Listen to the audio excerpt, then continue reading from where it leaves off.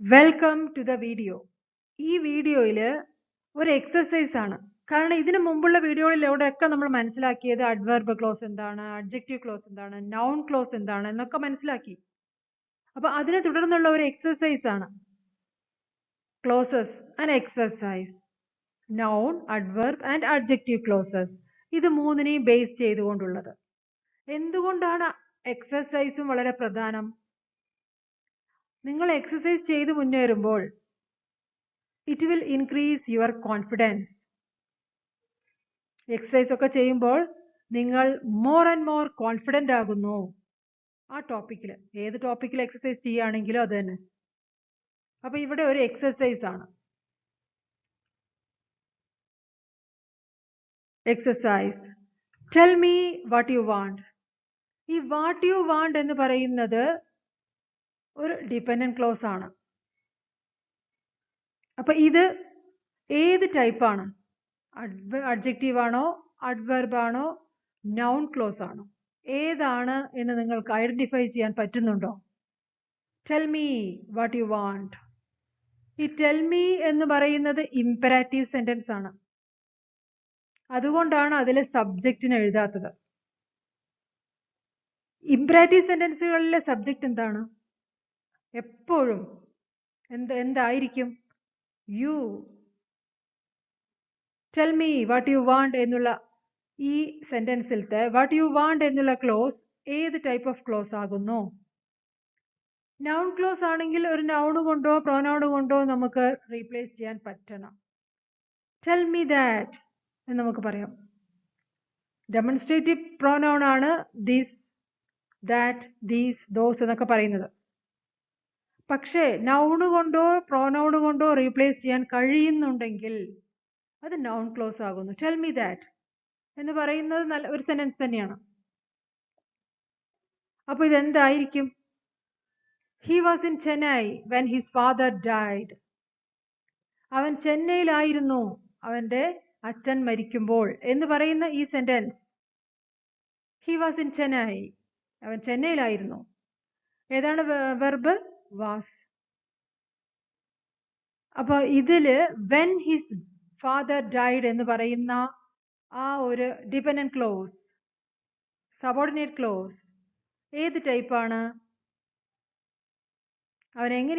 അവൻ ചെന്നൈയിലായിരുന്നു എന്ന് പറഞ്ഞു. He was in Chennai. ഏത് ടൈമിലാണ് അവൻ ചെന്നൈയിലായിരുന്നത്? When his father died. അപ്പൊ എപ്പോഴാണ് അവൻ ചെന്നൈയിലുള്ളത് എന്നതിനെ കുറിച്ചുള്ളൊരു വിവരമാണത്. അതെന്തായിരിക്കും? ഏത് ക്ലോസ് ആണ്? Success attends the person who works hard. ആരുടെ അടുത്തേക്കാണ് സക്സസ് വരിക? The person who works hard. ഈ ഹൂ വർക്ക്സ് ഹാർഡ് എന്ന് പറയുന്നത് എന്തിനെ വിശേഷിപ്പിക്കുന്നു? ആ പേഴ്സണിനെ വിശേഷിപ്പിക്കുന്നു. പേഴ്സൺ എന്ന് പറയുന്നത് നൗൺ ആണ്. നൗണിനെ വിശേഷിപ്പിക്കുന്നത് എന്താ? അഡ്ജക്റ്റീവ് ആണ്. അപ്പൊ ആ ക്ലോസ് ഏതായിരിക്കും? Success attends the person who works hard. Tell me what you want എന്ന് പറയുന്നത് നൗൺ ക്ലോസ് ആകുന്നു. നൗൺ കൊണ്ട് നമുക്ക് റീപ്ലേസ് ചെയ്യാം, അല്ലെങ്കിൽ പ്രോനൗൺ കൊണ്ട് നമുക്ക് റീപ്ലേസ് ചെയ്യാം. ടെൽ മീ യുവർ വിഷ് എന്ന് പറയാം. ടെൽ മീ ദാറ്റ് എന്ന് പറയാം. He was in Chennai when his father died എന്നുള്ള ഈ സെന്റൻസിൽ അവൻ ചെന്നൈയിലായിരുന്നു. എപ്പോൾ? When his father died. അപ്പൊ ആയിരുന്നു എന്നുള്ള ആ വെർബിനെയാണ് വിശേഷിപ്പിക്കുന്നത് ആ ഒരു ക്ലോസ്. വെർബിനെ വിശേഷിപ്പിക്കുന്നത് എന്താണ്? അഡ്വർബ്. അഡ്വർബ് ക്ലോസ് ആകുന്നു. Success attends the person who works hard. പേഴ്സണെ വിശേഷിപ്പിച്ചുകൊണ്ടാണ് ഹൂ വർക്ക്സ് ഹാർഡ് നിൽക്കുന്നത് എന്നതുകൊണ്ട് അത് അഡ്ജക്റ്റീവ് ക്ലോസ് ആണ്.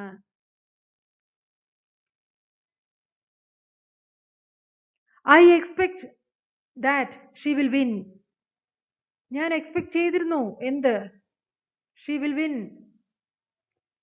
I expect what? That she will win. അതൊരു ഒബ്ജക്റ്റിനെ പോലെ നിൽക്കുന്നു. എന്താണ് സബ്ജക്റ്റിനെ പോലെയും ഒബ്ജക്റ്റിനെ പോലെയും കോംപ്ലിമെന്റിനെ പോലെയൊക്കെ നിൽക്കുന്നത്? നൗൺ ആണ്. അതുകൊണ്ട് അത് എന്തായിരിക്കും? When the cat is away the mice play. പൂച്ച ദൂരെ ആയിരിക്കുമ്പോൾ എലികൾ കളിക്കുന്നു. കളിക്കും എന്നാ പറയുന്നത്. അപ്പൊ ഇവിടെ when the cat is away, the mice play. എപ്പോഴാ കളിക്കുക? when the cat is away. അപ്പൊ അത് ഏത് ക്ലോസ് ആണ്? the man whom he had met cheated him. ഇവിടെ the man cheated him എന്നുള്ളതാണ് main clause, whom he had met എന്നുള്ളതാണ് subordinate close. ആ സബോർഡിനേറ്റ് ക്ലോസ് എന്തിന്, ഏത് ടൈപ്പ് ഓഫ് സബോർഡിനേറ്റ് ക്ലോസ് ആണ്? the manനെയാണ് വിശേഷിപ്പിക്കുന്നത്. I expect that she will win എന്ന് പറയുന്നത് noun clause ആണ്. I expect it എന്ന് പറയാം. അത് കറക്റ്റ് സെന്റൻസ് ആണ്. I expect it. ഞാനത് എക്സ്പെക്ട് ചെയ്തിരുന്നു. when the cat is away, the mice play. ഇത് adverb clause ആണ്. കാരണം എപ്പോഴാണ് എലികൾ കളിക്കുന്നത്? when the cat is away. adverb clause. the man whom he had met cheated him.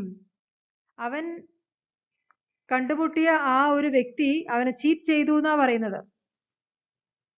അപ്പൊ ഇവിടെ മാനിനെ വിശേഷിപ്പിക്കുന്നത് കൊണ്ട് തന്നെ അത് അഡ്ജക്റ്റീവ് ക്ലോസ് ആകുന്നു.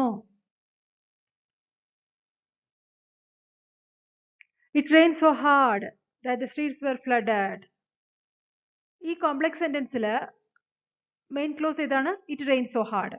ഏതാണ് subordinate clause? That the streets were flooded. അപ്പൊ ഇവിടെ that the streets were flooded എന്നുള്ള സബോർഡിനേറ്റ് ക്ലോസ് എന്തിനെ കുറിച്ചുള്ള വിവരം തരുന്നത്? എന്നാലേ നമുക്കത് ഏത് ടൈപ്പ് ആണെന്ന് പറയാൻ കഴിയുകയുള്ളൂ.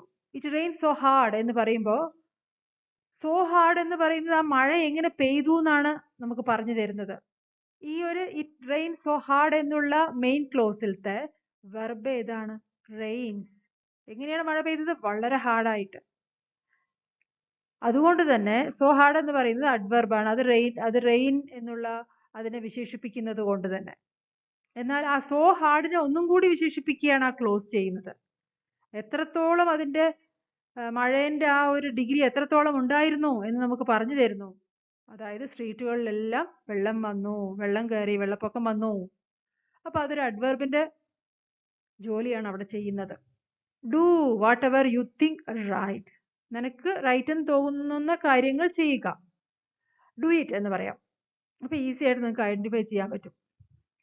Do it. He did it as I told him. He did it എന്ന് പറയുന്നത് main clause, as I told him എന്ന് പറയുന്നത് സബോർഡിനേറ്റ് ക്ലോസ്.